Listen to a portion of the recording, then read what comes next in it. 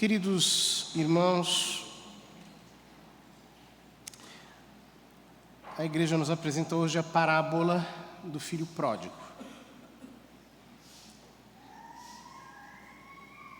E o texto é longo, cheio de detalhes. Poderíamos comentar muitas coisas, mas não convém. Queria salientar apenas um aspecto que me subiu ao coração. Jesus fala que um homem tinha 2 filhos. O filho mais velho vai aparecer no fim da parábola. A parábola começa falando do filho mais novo. O filho mais novo pede ao pai a herança. E depois de alguns dias, vai embora. Vai para uma vida desregrada, cheia de excessos, gasta tudo, chega a crise. E quando ele está na pocilga, junto aos porcos,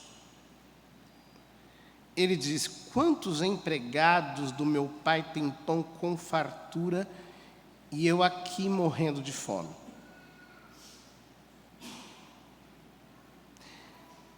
Ele não pensa: estou com saudade do meu pai, quero voltar porque ele deve ter sofrido com a minha partida. Não. Pegou a sua herança, se deu mal, e agora quer voltar. Mas por quê? Porque se deu mal. Tão somente por isso. Porque o pecado sempre vai nos levar, assim, para uma má saída. Qualquer um dos pecados sempre vai nos levar para a pocilga, sempre vai nos animalizar, nos embrutecer. Sempre. Então ele volta. Tinha preparado um discurso. Pai, pequei contra Deus e contra ti, já não mereço ser chamado de teu filho. Trata-me como a um dos teus empregados. Então, o pai o vê, sai ao seu encontro em disparada, embora ele esteja num estado absurdo, o ama, o cobre de beijos, não deixa sequer que ele conclua o discurso que ele tinha ensaiado.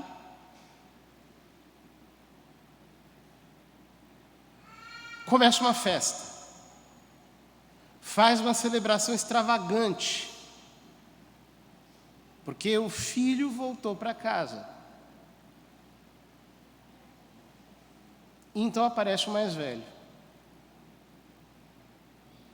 E o mais velho se escandaliza. Eu trabalho para ti há tantos anos. Tu nunca me deste um cabrito para festejar com os meus amigos. Tu nunca me deste um cabrito.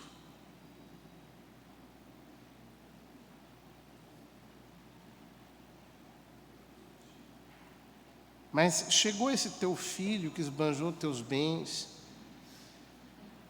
E o pai diz: olha, filho, tudo que é meu é teu. Eu estou me alegrando porque esse morto reviveu. Ele voltou à vida. O texto se conclui com um versículo que não aparece aqui, que há mais festa no céu por um pecador que se converte do que por muitos justos que não precisam de conversão. Mas, se nós lemos com atenção a parábola, nós percebemos que ninguém se preocupa com o pai. Para o filho mais novo, o pai é apenas o dono da herança. Inclusive, quando ele pede a herança, é como se ele estivesse matando seu pai, por antecipação. O filho mais velho trabalha, mas não perde a primeira oportunidade de jogar na cara do pai o cabrito que o pai não lhe dera. Ou seja, a presença do pai, o olhar do pai, para ele não significava nada. Nessa indiferença para com o pai, é que nós enxergamos aquilo que na teologia nós chamamos de a dimensão teologal do pecado. Por quê? O pecado não é só um erro de ortografia, uma falha, um equívoco. Nós sempre pensamos no pecado como algo nosso, como fraqueza da nossa condição. Isso também é verdade, mas é uma verdade parcial. O pecado tem uma dimensão teologal. O que significa isso? Cada vez que eu escolho a minha vontade, eu estou desconsiderando o amor de Deus, a vontade de Deus, a sabedoria de Deus.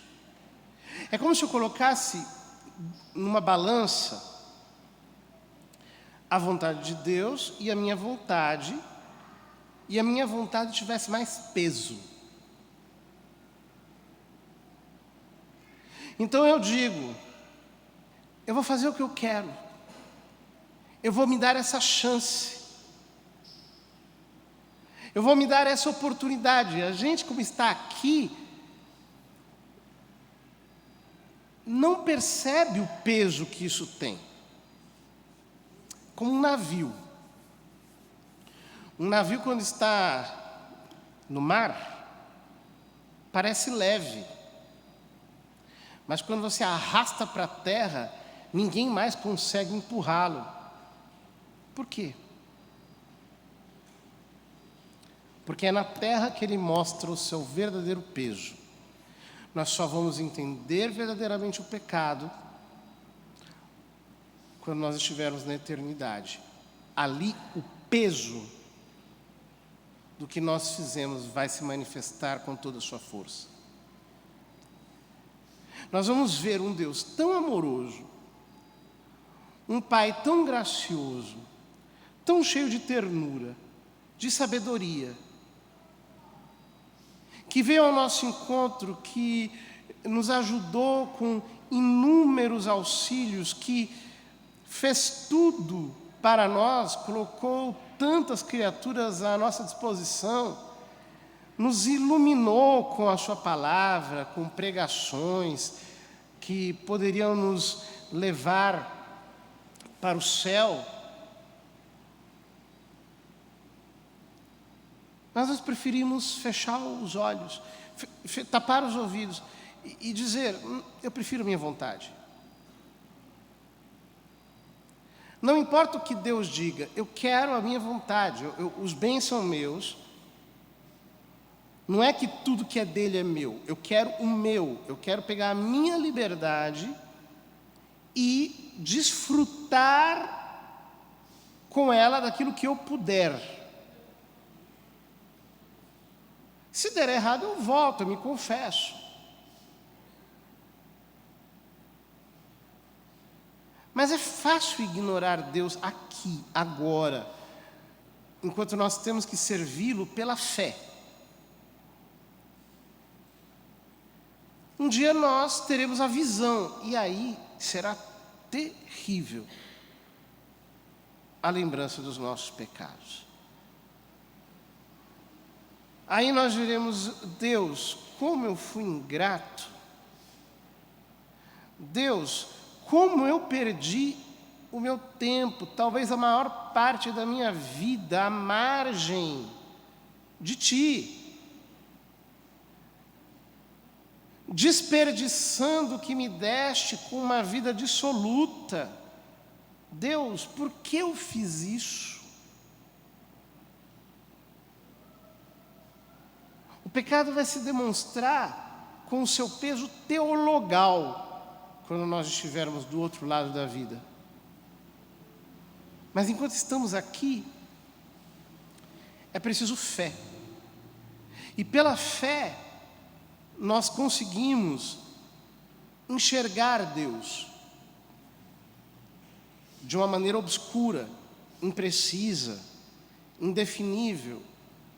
Sim, mas é preciso exercitar fé. Quando a gente exercita fé, quando nós estamos em sintonia com o Senhor e Ele para nós é uma realidade, quando nós percebemos que Ele é aquilo que nos sustém, que a sua presença em nós é o que nos segura, e quando nós somos gratos para com Ele, o seu amor começa a queimar em nosso coração. Nós não estamos em casa por causa da casa, nós estamos em casa por causa do Pai. É como se o Pai fosse gerado na minha alma pela fé. É como se a vida mesma do Pai fluísse em mim por Jesus Cristo e eu me apegasse a Ele, eu me misturasse com Ele, eu entrasse numa simbiose de amor, comunhão, intimidade, em que a coisa mais evidente que eu tenho como um princípio para mim é obedecê-lo.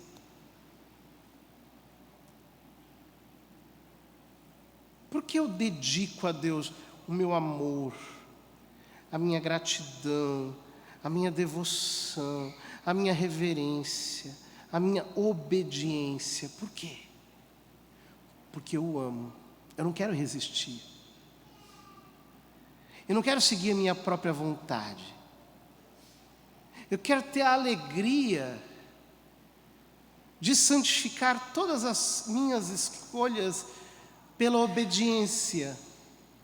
Mas isso é difícil para o homem moderno, porque o homem moderno é rebelde. Ele se começou a rebelar contra Deus lá no início da Idade Moderna, a querer erigir-se como um novo critério, como um novo princípio. E nós, hoje, estamos tão acostumados com isso que até mesmo na igreja, às vezes, nós acabamos pregando de tal modo que nós precisamos convencer as pessoas de que escolher o caminho da santidade é bom para elas, que as enriquece, que as enobrece. Mas nós decaímos para o naturalismo. Então, por exemplo, autores ficam gastando páginas e páginas e páginas, litros de tinta para mostrarem que não pecar contra a castidade, por exemplo, é uma condição que nos torna antropologicamente mais felizes. Então nós gastamos todo o nosso latim para mostrar que o pecado destrói a pessoa e que a virtude edifica o homem. É verdade. Mas quem se converteu a Cristo de todo o seu coração é dócil, é um filho dócil. É um filho à imagem de Jesus. Nós leremos do Evangelho de amanhã, Jesus dizendo: eu tenho um alimento que vós não conheceis. O meu alimento é fazer a vontade do meu Pai. Ele é dócil. Ele é obediente. Então, ele não encontra motivos de questionar, de se impor, de querer fazer do seu modo. Você não precisa gastar uma argumentação humanista para dizer que se ele fizer assim, ele será mais feliz, é melhor. Não. Ele tem a docilidade da filiação. Obedecer ao Pai é um prazer, é uma satisfação. E como é lindo o prazer da obediência. Porque eu não sou capaz de dizer: Deus, eu estou te obedecendo, eu estou fazendo a tua vontade, eu estou alinhado contigo, eu não quero me desencaminhar, não quero perder a oportunidade de estar debaixo da tua tutela. Eu te quero. Eu não quero ser durão. Não quero me deixar conduzir ao modo de alguém que não sabe dançar e se arrasta. Eu quero ser totalmente conduzível por ti. Eu quero ter o prazer de te obedecer, de te amar, de ser fascinado pelo teu olhar, de ter a minha vida inteira posta, investida no amor por ti.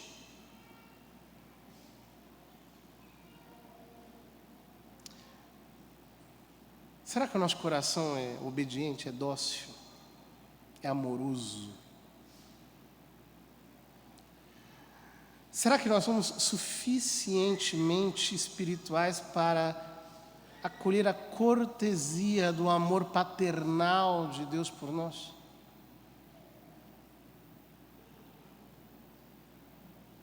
Nós precisamos ter a docilidade da fé. É ela que nos coloca em condições de seguir sempre em tudo as inspirações com as quais o Senhor nos governa. Que Ele possa nos encontrar